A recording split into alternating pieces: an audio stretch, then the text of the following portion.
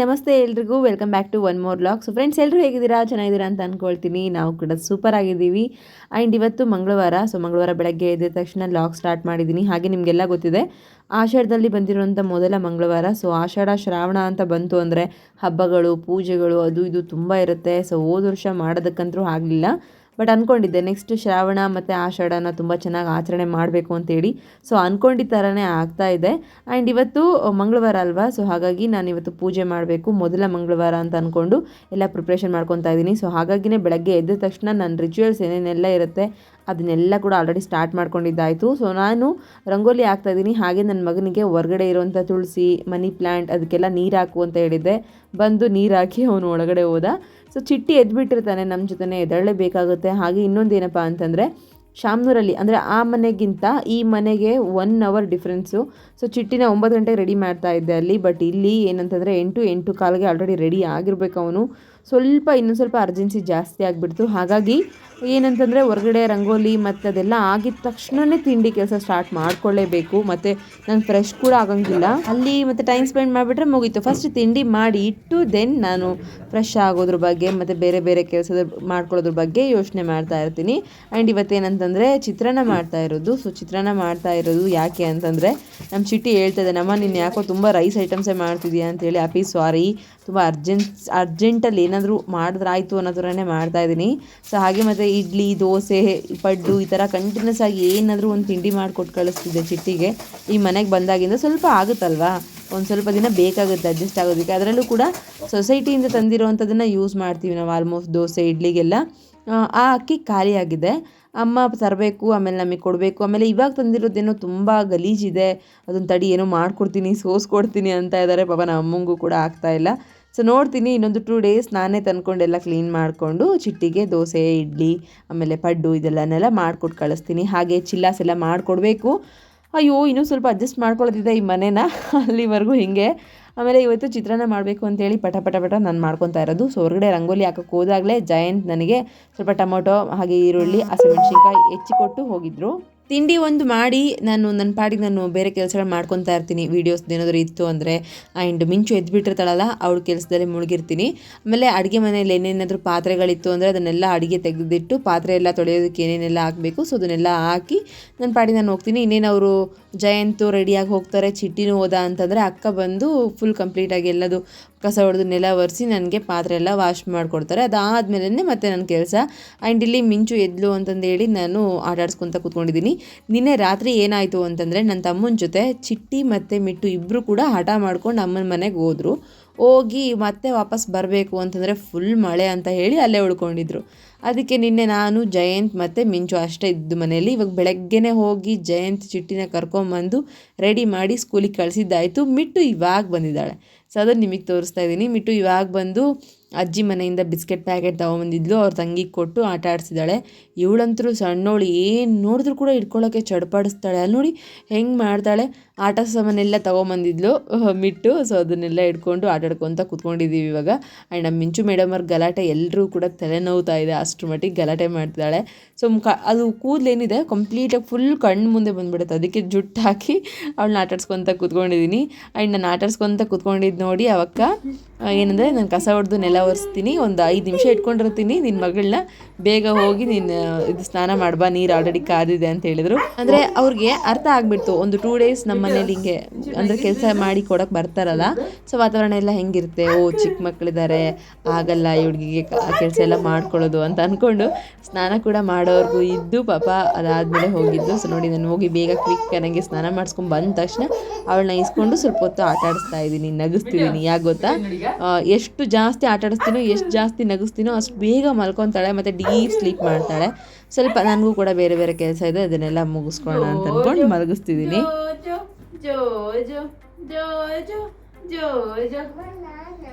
ನೀನು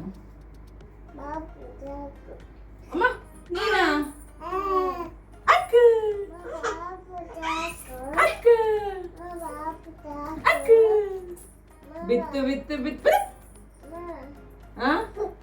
ಪಾಪು ಸಾಕ ಬಾ, ದೊಡ್ಡ ಪಾಪು. ಜೋಜು ಜೋಜು ಜೋಜು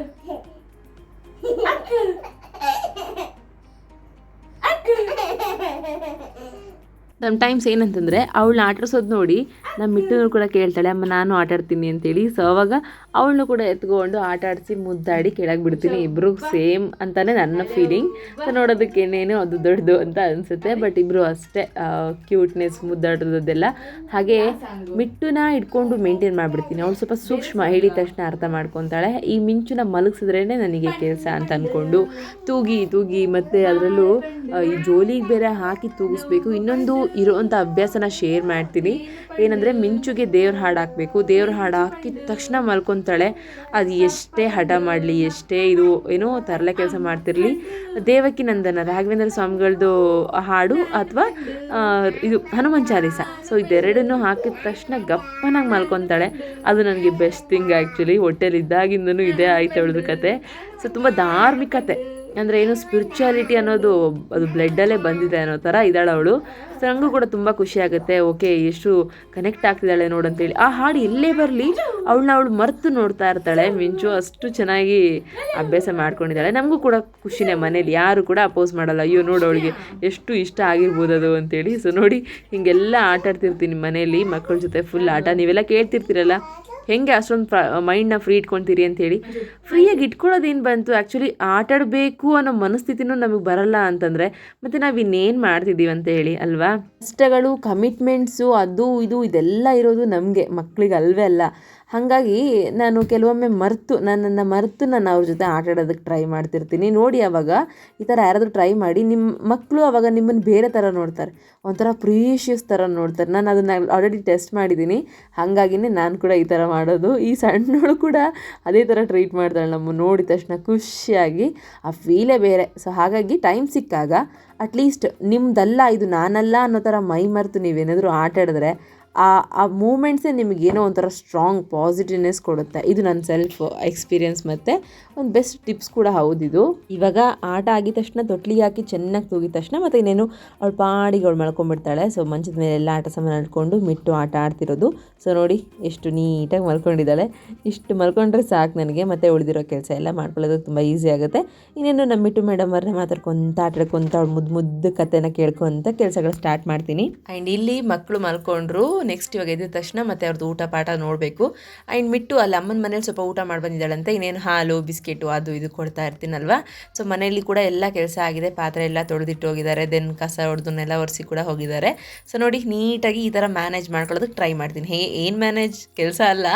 ಸೊ ಕೆಲಸ ಅವ್ರು ಮಾಡಿಟ್ಟೋದಾಗ ಅದೇ ಟೈಮಿಗೆ ಮಿಂಚುನ್ ಮಲಗಿಸ್ಕೊಂಡ್ರೆ ದೆನ್ ನಾನು ನೆಕ್ಸ್ಟ್ ಪೂಜೆ ಮಾಡ್ಕೋಬೋದು ಆ್ಯಂಡ್ ಯೋಗ ಕೂಡ ಮಾಡ್ಕೋಬೋದು. ಸೊ ಈ ಥರ ಏನೋ ಒಂಥರ ಟೈಮ್ ಸೆಟ್ ಮಾಡ್ಕೊತಾ ಇದ್ದೀನಿ ಇತ್ತೀಚೆಗೆ. ಇದರಲ್ಲಿ ಈ ವಿಚಾರದಲ್ಲಿ ನಾನು ತುಂಬ ವೀಕ್ ಇದ್ದೆ, ಬಟ್ ಟೈಮ್ ಮ್ಯಾನೇಜ್ಮೆಂಟ್ ಮಾಡೋದ್ರಲ್ಲಿ ಇತ್ತೀಚೆಗೆ ಏನೋ ಒಂಥರ ಪರ್ಫೆಕ್ಟ್ನೆಸ್ ಆಗ್ತಾಯಿದ್ದೀನಿ.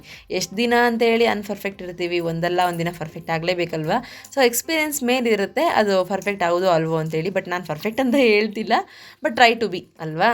ಸೊ ಯಾವಾಗಲೂ ಟ್ರೈ ಮಾಡ್ತಾ ಇರಬೇಕು. ಹಾಗೆ ಇವಾಗ ಪೂಜೆ ಸ್ಟಾರ್ಟ್ ಮಾಡಿದ್ದೀನಿ. ಸೊ ಹೋದ ವಾರ ಇನ್ನೂ ಎಲ್ಲದೂ ಕೂಡ ತೊಳೆದು ನೀಟಾಗಿ ಇಟ್ಟಿದ್ದಕ್ಕೆ ಮತ್ತೆ ನೆಕ್ಸ್ಟ್ ವೀಕ್ ಬರೋವರೆಗೂ ಜಸ್ಟ್ ಪ್ರತಿದಿನ ಯಾವಾಗ ಹೂ ತಂದು ಪೂಜೆ ಮಾಡ್ತೀವೋ ಅಲ್ಲಿವರೆಗೂ ಹೂಗಳನ್ನೆಲ್ಲ ತೆಗೆದು ಧೂಳು ತೆಗೆದು ಪೂಜೆ ಮಾಡೋವಂಥದ್ದೇ ಮಾಡ್ತಾ ಇರ್ತೀನಿ. ಈ ಸರಿ ನಾನು ಕಾಯಿಗೆ ನೀರು ಹಾಕ್ತಾ ಇದ್ದೀನಿ. ಮಂಗಳವಾರ ಶುಕ್ರವಾರ ಅಥವಾ 2 days ಒನ್ಸ್ ನೀರು ಹಾಕ್ತಾ ಇದ್ದೀನಿ. ಸೊ ನೀವು ನೋಡ್ತೀನಿ ಒಂದು ಸರಿ ಎಷ್ಟಿದೆ ನೀರು ಅಂತೇಳಿ. ಸೊ ಸ್ವಲ್ಪ ಖಾಲಿಯಾಗಿತ್ತು ಅಂತಂದರೆ ನೀರು ಹಾಕ್ತೀನಿ. ಸೊ ಅದರಿಂದ ಏನಾಗ್ತಿದೆ ಅಂತಂದರೆ ಮೇ ಬಿ ಅದು ಫಲ ಕೊಡಬಹುದು. ಸೊ ಖಂಡಿತ ನಮ್ಮನೇಲಿ ಏನಾದರೂ ಫಲ ಬಂತು ಅಂತಂದರೆ ನನ್ನಷ್ಟು ಖುಷಿಯಾಗೋಳು ಯಾರಿಲ್ಲ. ವೇಟ್ ಮಾಡ್ತಿದ್ದೀನಿ ನಾನು. ಇಲ್ಲಿ ಅನ್ನಪೂರ್ಣೇಶ್ವರಿಗೂ ಕೂಡ ಹೂವನ್ನು ತೆಗೆದು ಹೊಸ ಹೂವು ಇಟ್ಟು ಸೊ ದೀಪಕ್ಕೆ ರೆಡಿ ಮಾಡ್ಕೊತಾ ಇದ್ದೀನಿ. ಸೊ ಚೆಂದ ಕಾಣಿಸ್ತಿದೆ ಅಲ್ವಾ, ನನಗಿನ್ನೂ ತುಂಬ ಚೆನ್ನಾಗಿ ಕಾಣಿಸ್ತಾ ಇದೆ. ಹಾಗೆ ತುಂಬ ಇಷ್ಟಪಟ್ಟು ಪೂಜೆ ಮಾಡ್ತಾ ಇದ್ದೀನಿ. ಆ ತಾಯಿ ಪ್ರತಿಯೊಬ್ಬರಿಗೂ ಕೂಡ ಕೊಡಲಿ ಎಲ್ಲದನ್ನು ಕೂಡ ಅಂತೇಳಿ. ಸೊ ಆಲ್ಮೋಸ್ಟು ನಾವು ಲಕ್ಷ್ಮಿನ ಅಷ್ಟೇ ಪೂಜೆ ಮಾಡ್ತೀವಿ, ಅದರಲ್ಲೇ ಲಕ್ಷ್ಮಿ ಅನ್ನೋದ್ರಲ್ಲೇ 8 ರೀತಿ ಲಕ್ಷ್ಮಿ ಇದ್ದಾಳೆ ಅನ್ನೋದೇ ಮರ್ತೋಗ್ತೀವಿ. ಸೊ ಅಂದರೆ ಟ್ರೈ ಮಾಡಬೇಕು ಪ್ರತಿಯೊಂದನ್ನು. ಸೊ ಅದರಲ್ಲಿ ಧನ ಧಾನ್ಯ ಲಕ್ಷ್ಮಿ ಅನ್ನೋದು ಕೂಡ ಇದೆ ಅಲ್ವಾ.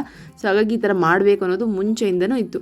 ಸೊ ಸಾಧ್ಯ ಆದರೆ ಅನ್ನಪೂರ್ಣೇಶ್ವರಿ ದೇವಿದು ಪೂಜೆ ಮತ್ತು ಅದಕ್ಕೆ ರಿಚುವಲ್ಸ್ ಏನೇನೆಲ್ಲ ನನಗೆ ಗೊತ್ತಿದೆ ಅದನ್ನು ಶೇರ್ ಮಾಡ್ತೀನಿ ನೆಕ್ಸ್ಟ್ ವಿಡಿಯೋದಲ್ಲಿ. ಅಂದರೆ ಏನೇನು ಪಾಲಿಸ್ಬೇಕು, ಏನಕ್ಕೆ ಮಾಡ್ತಾರೆ ಅದನ್ನು, ಅದರಿಂದ ಏನು ಒಳ್ಳೆಯದಾಗುತ್ತೆ ಒಬ್ಬರು ಕೇಳಿದರು. ಸೊ ಹಾಗಾಗಿ ಶೇರ್ ಮಾಡೋಣ ಅಂತ ಅಂದ್ಕೊಂಡೆ. ಸೊ ನೋಡಿ ಇವಾಗ ಬಂದು ಎಲ್ಲದೂ ಕೂಡ ರೆಡಿ ಮಾಡಿ ಇಟ್ಕೊಂಡಿದ್ದೀನಿ. ನನ್ನ ಮುಂದೆನೇ ಏನೇನೆಲ್ಲ ಮಾಡಬೇಕು ಇವತ್ತು ಅಂತೇಳಿ. ಸೊ ಫಸ್ಟು ಕುಂಕುಮ ಹಚ್ಕೊತೀನಿ. ಹಾಗೆ ಕುಂಕುಮ ಹಚ್ಚಿದಾದ್ಮೇಲೆ ಮತ್ತು ಇಲ್ಲಿ ನಮ್ಮ ಮೇಡಮ್ ಅವ್ರು ಕೂಡ ಬಂದಿದ್ದಾರೆ. ಬಂದು ನಾನೇನು ಹಚ್ಕೊಂಡಲ್ಲ ನನಗೂ ಕೂಡ ಕುಂಕುಮ ಹಚ್ಚು ಅಂತೇಳಿ. ಸೊ ಈ ಥರ ನಾವೇನಾದರೂ ಪೂಜೆ ಮಾಡೋ ಹೊತ್ತಲ್ಲಿ ಸಣ್ಣ ಹೆಣ್ಣು ಮಕ್ಕಳು ಬಂದು ಕುಂಕುಮ ಕೇಳಿದರೆ ತುಂಬ ಒಳ್ಳೇದಂತೆ ಆ ಮನೇಲಿ. ಸೊ ಅದರಲ್ಲಿ ನನ್ನ ಮಗಳು ಬಂದು ಕೇಳ್ದಾಳೆ. ನನಗಿನ್ನೂ ಖುಷಿ ಆಯಿತು. ಅದಕ್ಕೆ ಖುಷಿಯಾಗಿ ಅವಳಿಗೆ ಅರಿಶಿನ ಕುಂಕುಮ ಹಚ್ತಾ ಇರೋದು. ಸೊ ಹಂಗೆ ಕೇಳೋದೇ ಒಂದು ಅದೃಷ್ಟ. ಅಂಥದ್ರಲ್ಲಿ ಇವಳಿಗಂತೂ ಅರಿಶಿನ ಕುಂಕುಮ ಇರಲೇಬೇಕು. ಸೊ ನಮ್ಮಮ್ಮ ನಾವು ಎಲ್ಲ ಅರಿಶಿನ ಹಚ್ಕೊತೀವಲ್ಲ ಕೆನ್ನೆಗೆ, ಅದನ್ನು ಕೂಡ ಕೇಳ್ದಾಳೆ. ಸೌಭಾಗ್ಯವತಿ ಅನ್ನೋ ಥರ. ಸೊ ಹೆಣ್ಮಕ್ಳು ಕೇಳಿದ್ರೆ ಒಳ್ಳೇದಂತಾರೆ. ಹಾಗಾಗಿ ಅವಳಿಗೂ ಕೂಡ ಹಚ್ಚಿ ಕುಂದಿಸ್ಕೊತಾ ಇದ್ದೀನಿ, ಇಲ್ಲೇ ಕೂತ್ಕೋ ಅಂತೇಳಿ. ಮುಂಚೆ ಎಲ್ಲ ಪೂಜೆ ಮಾಡುವಾಗ ನನಗೆ ಚಿಟ್ಟಿ ಮಾತು ಕೇಳ್ತಿದ್ದ. ಇವಾಗ ಚಿಟ್ಟಿ ಸ್ಕೂಲಿಗೆ ಹೋಗಿರ್ತಾನೆ. ಆ ಜಾಗದಲ್ಲಿ ಮಿಟ್ಟು ಮಾತು ಕೇಳ್ತಾ ಇದ್ದಾಳೆ. ಅದು ತಂದ್ಕೊಡು ಇದು ತಂದ್ಕೊಡು ಅಂತಂದರೆ ಎಷ್ಟು ಚೆಂದ ತಂದ್ಕೊಡ್ತಾ ಇರ್ತಾಳೆ. ನೀರು ಬೇಕಾಗಿರುತ್ತೆ ನನಗೆ, ಅದೆಲ್ಲ ಮಾಡಿಕೊಡ್ತಾಳೆ. ಹಾಗೆ ಈ ಆಷಾಢ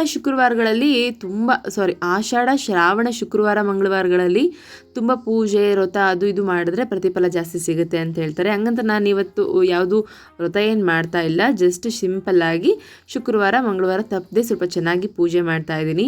ಆ್ಯಂಡ್ ಶ್ರಾವಣ ಬರುತ್ತಲ್ಲ, ಆವಾಗ ಒಂದು 5 ವಾರ ಕಂಟಿನ್ಯೂಸ್ ಆಗಿ ಉಪ್ಪಿನ ದೀಪ ಹಚ್ಚಬೇಕು ಅನ್ನೋ ತಲೆಯಲ್ಲಿದೆ, ಬಿಟ್ಟರೆ ಬೇರೆ ಏನಿಲ್ಲ. ಹಾಗೆ ನಿಮಗೆ ಏನಾದರೂ ತುಂಬ ಕಷ್ಟ ಮತ್ತು ಆರೋಗ್ಯದ ಸಮಸ್ಯೆ ಅದೇನಾದರೂ ಇತ್ತು ಅಂತಂದರೆ ನಿಮ್ಮ ಇಷ್ಟ ದೇವತೆ ಅಂದರೆ ಮನೆ ದೇವತೆ ಅಂತ ಏನಿರುತ್ತೆ ಮತ್ತು ಅಥವಾ ಹೆಣ್ಣು ದೇವರು ಇರುತ್ತೆ. ಸೊ ಆ ಹೆಣ್ಣು ದೇವರಿಗೆ ನಿಂಬೆಹಣ್ಣಿನ ದೀಪ ಹಚ್ಚಿದ್ರೆ ಇನ್ನೂ ಒಳ್ಳೆಯದು. ಸೊ ನನಗಂತರೂ ಫ್ರೆಂಡ್ಸ್ ಒಂದು ಸಿಂಪಲಾಗಿ ಹೇಳೋದಾಯಿತು ಅಂದರೆ ನಿಂಬೆಹಣ್ಣಿನ ದೀಪದಿಂದನೇ ನನ್ನ ಜೀವ ಉಳ್ಕೊಂಡಿದೆ ಅಂತ ಹೇಳ್ಬೋದು. ಮುಂಚೆಯಿಂದಲೂ ನಾನು ತುಂಬ ಬಿಲೀವ್ ಮಾಡಿ ಹಚ್ಚೋದು ಅಂತಂದರೆ ಇದೆ.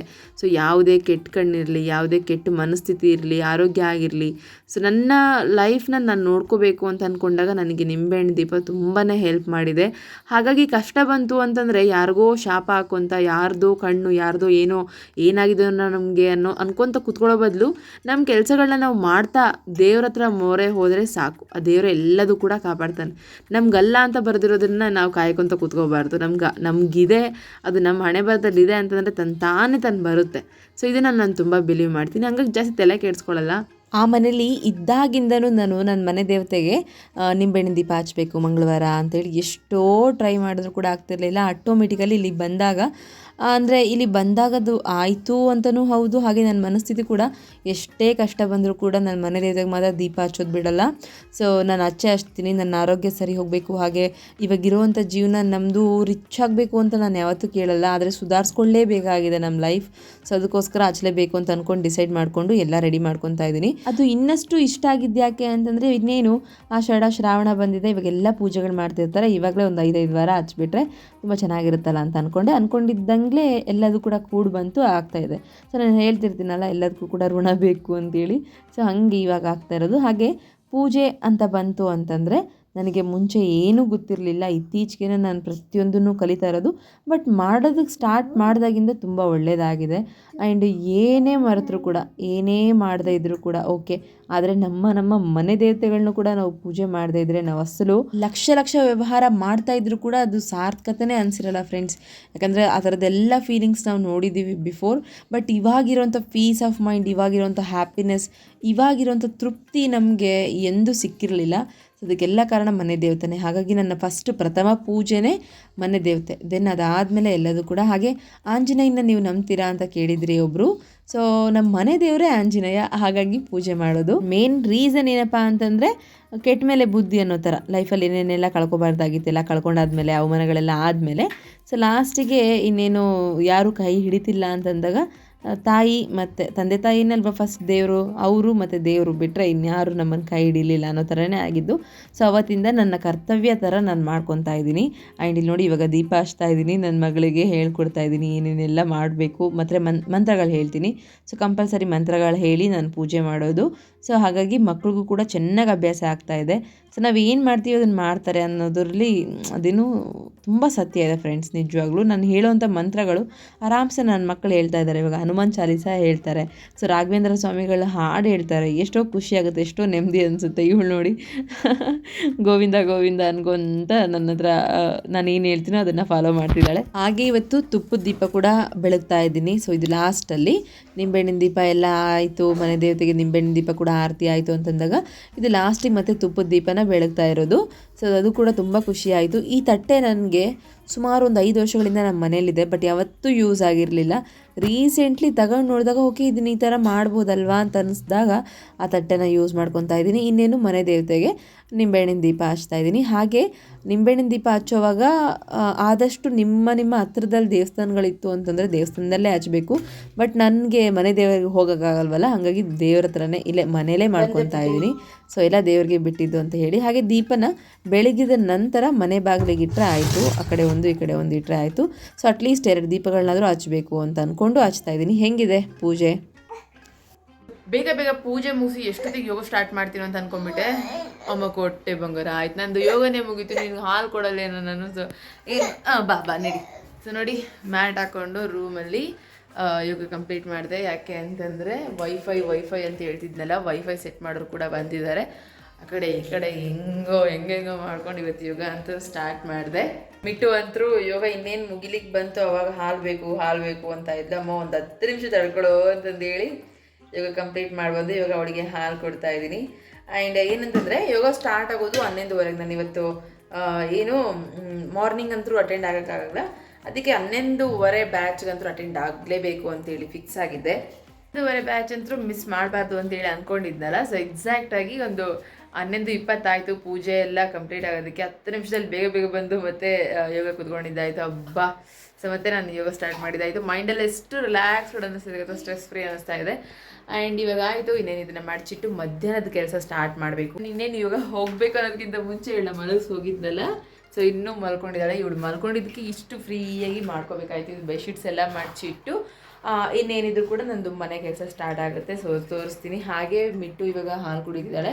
ಆಮೇಲೆ ಅವಳಿಗೆ ಮಮ್ಮು ತಿನ್ನಿಸ್ಬೇಕು. ಏನು ಮಾಡ್ತೀನೋ ಅದು ತಿನ್ನಿಸ್ತೀನಿ. ವೈಫೈ ಸೆಟ್ ಆಯಿತು. ಸದ್ಯ ಇನ್ಮೇಲೆ ನಿಮಗೆ ಎಕ್ಸಾಕ್ಟಾಗಿ ಮಧ್ಯಾಹ್ನ 12:30ಗೆ ವೀಡಿಯೋಸ್ ಬರ್ತಾ ಇರುತ್ತೆ. ಓಕೆನಾ? ಸೊ 12:30 ಬೆಸ್ಟಾ ಅಥವಾ 2 ಗಂಟೆ ಬೆಸ್ಟಾ? ಸೊ ನನಗೆ ಸ್ವಲ್ಪ ಕಮೆಂಟ್ ಮಾಡಿ. ಆ್ಯಂಡ್ ನೋಡಿ ಇವತ್ತಿಗೆ ಈ ಕೆಲಸ ಮುಗೀತು. ಆ್ಯಂಡ್ ಮೇಡಮ್ ಅವರು ಅಕ್ಕ ಆಟಾಡ್ತಿದ್ದಾಳೆ. ಇವಳು ಕೂಡ ಎದ್ದಾಯಿತು ಎಕ್ಸಾಕ್ಟಾಗಿ. ಇವಾಗ ನಾನು ಕ್ಲೀನಿಂಗ್ ಮಾಡ್ಕೊಂಡು ಅಡುಗೆ ಮಾಡೋಣ ಅನ್ನೋ ಟೈಮಲ್ಲಿ ಎದ್ದಿದ್ದಾಳೆ. ಇವಾಗ ಇವಳಿಗೊಂದ್ಸರಿ ಹಾಲು ಕುಡಿಸಿ ಆ ಜುಟ್ಟನ್ನು ಉದಿಸ್ಕೊಂಡಿದ್ದಾಳೆ. ನೋಡಿ ಮಲ್ಕೊಂಡಿದ್ದಾಳೆ, ಅದರೊಳಗೆ ಜುಟ್ಟು ಉದಿಸ್ಕೊಂಡಿದ್ದಾಳೆ. ಜುಟ್ಟು ಹಾಕಿ ನನ್ನ ಹತ್ರನೇ ಇಲ್ಲೇ ಹಾಕ್ಕೊಂಡು ಅಡುಗೆ ಮಾಡ್ಕೊತೀನಿ. ಹೆಂಗೂ ವಿಶಾಲವಾದ ಜಾಗ ಇದೆಲ್ಲ. ಅಮ್ಮ ಈ ಜಾಗ ನೋಡಿದ್ಮೇಲೆ ಏನಂತಿದ್ದಾರೆ ಗೊತ್ತಾ? ದಿವ್ಯ ನಿನ್ಗೆ ಹೆಂಗೂ ಚೆನ್ನಾಗಾಯಿತು, ಅಡುಗೆ ಮನೇಲಿ ನೀನು ಕೆಲಸ ಮಾಡ್ಕೊತ ಅವಳು ನಿನ್ನ ಹಾಕೊಂಡ್ಬಿಡ್ಬೋದು ಅಂತೇಳಿ. ಸೊ ಇಲ್ಲಿ ಹಾಕೊಳ್ಳೋದೇನು, ಅಡುಗೆ ಮನೆಯಲ್ಲೇ ಹಾಕೊಂಡು ಕೆಲಸ ಮಾಡ್ಕೋಬೋದು. ಹಾಗೆ ಅವಳ ಕೈಗೆ ಏನೇನಾದರೂ ಕೊಟ್ಕೋ ಅಂತ ಆರಾಮಾಗಿರ್ತಾಳೆ. ಆ್ಯಂಡ್ ಇವಾಗ ಏನಂತಂದರೆ ಪಾತ್ರೆ ಎಲ್ಲ ತೊಳೆದೋಗಿದ್ರಲ್ಲ, ಸೊ ಅದನ್ನು ಎಲ್ಲ ನಾನು ಶಿಫ್ಟ್ ಮಾಡಿಕೊಂಡು ಗ್ಯಾಸ್ ಕಟ್ಟೆ ಎಲ್ಲ ನೀಟ್ ಮಾಡ್ಕೊಂಡು ಅಡುಗೆ ಸ್ಟಾರ್ಟ್ ಮಾಡೋಣ ಅಂತ ಅಂದ್ಕೊಂಡಿದ್ದೆ. ಅಷ್ಟರೊಳಗಡೆ ಇವಳು ಎದ್ದಿದ್ದಾಳೆ. ಸೊ ಪಾತ್ರೆನ ಆಮೇಲೆ ದುಬ್ಬಾಕೊಂಡ್ರೆ ಆಯಿತು. ಸೊ ಇವಾಗ ಫಸ್ಟ್ ಕ್ಲೀನ್ ಮಾಡ್ಕೊಂಡು ಅಡುಗೆ ಸ್ಟಾರ್ಟ್ ಮಾಡ್ತೀನಿ. ಜಯಂತ್ಗೆ ಆಲ್ರೆಡಿ ನಾನು ರೊಟ್ಟಿ ಥರ ಕೇಳಿದ್ದೀನಿ, ಅಕ್ಕ ಮಾಡಿ ಇಟ್ಟಿದ್ದಾರಂತೆ. ಸೊ ತರ್ತಾರೆ. ಹಾಗೆ ರೊಟ್ಟಿ ಬರ್ತಾ ಇರೋದಕ್ಕೆ ಹೆಂಗೆ ಅನ್ನಿಸ್ತಿದೆ ಗೊತ್ತಾ? ಒಂದು ಸ್ವಲ್ಪ ಒಳ್ಳೆ ಊಟ ತಿಂತಾ ಇದ್ದೀನಿ ಅಂತ ಅನಿಸುತ್ತೆ. ರೊಟ್ಟಿ ಮುದ್ದೆನೇ ಬೆಸ್ಟ್ ಅಲ್ವಾ? ಸೊ ನಾವು ಎಷ್ಟೇ ಫಾಲೋ ಮಾಡಿದ್ರು, ಅದರಲ್ಲೂ ನಿಮ್ಗೆ ಗೊತ್ತಿಲ್ಲ, ವೆಯ್ಟ್ ಲಾಸ್ ನಾನು ಮುಂಚೆ ಕೋಚಿಂಗ್ ಅದೆಲ್ಲ ಮಾಡಿರೋದ್ರಿಂದ ಹೇಳ್ತಾ ಇದ್ದೀನಿ. ವೆಯ್ಟ್ ಲಾಸ್ ಮಾಡಬೇಕಂತಂದರೆ ರೊಟ್ಟಿ ಮುದ್ದೆಲಿ ಮಸ್ತ್ ವೆಯ್ಟ್ ಲಾಸ್ ಮಾಡ್ಬೋದು. ಸೊ ನೆಕ್ಸ್ಟ್ ಅದ್ರ ಬಗ್ಗೆ ನಾನು ಇನ್ ಡೀಟೇಲಾಗಿ ವೀಡಿಯೋಸ್ ಮಾಡ್ತಾ ಹೋಗ್ತೀನಿ. ಬಟ್ ಇದು ಇವಾಗ ಡೈಲಿ ಲಾಗ್ ಅಲ್ವಾ, ಹಾಗಾಗಿ ಎಷ್ಟು ಬೇಕಷ್ಟು ಶೇರ್ ಮಾಡ್ತಾ ಹೋಗ್ತೀನಿ. ಆ್ಯಂಡ್ ಮಿಂಚುಗೆ ಈಗ ನಾನು ರಾಗಿ ಗಂಜಿ ಮಾಡೋಣ ಅಂತ ಅಂದ್ಕೊಂಡಿದ್ದೀನಿ. ಸ್ವಲ್ಪ ಬೇಳೆ ಎಲ್ಲ ಕುದಿಯೋಕ್ಕಿಟ್ಟು ಅವಳಿಗೂ ಕೂಡ ಗಂಜಿ ಮಾಡಿ ತಿನ್ನಿಸ್ಬೇಕು.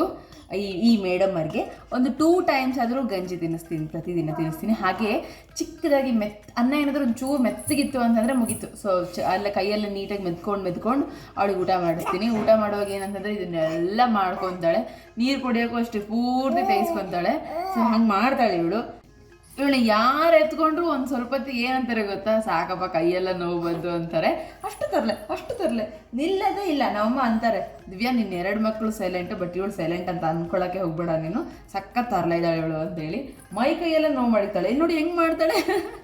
ಅದಕ್ಕೆ ನನಗೆ ಇಷ್ಟು ಸುಸ್ತಾಗಿರೋದು ಹೈ ಬಂಡಿ. ಇವಳನ್ನ ಮುದ್ದಾಡ್ತಾನೆ ಇರ್ತೀನಿ. ನಂದಂತರೂ ಬರ್ರಿ ಅದೇ ಕೆಲಸ. ಅಮ್ಮ ಉಗ್ಗು ಕುಡಿದು ನಿನ್ನ ಪಾಡಿಗೆ ನೀನು ಆಟಾಡೋದು, ನನ್ನ ಪಾಡಿಗೆ ನಾನು ಕೆಲಸ ಮಾಡ್ಕೊತೀನಿ.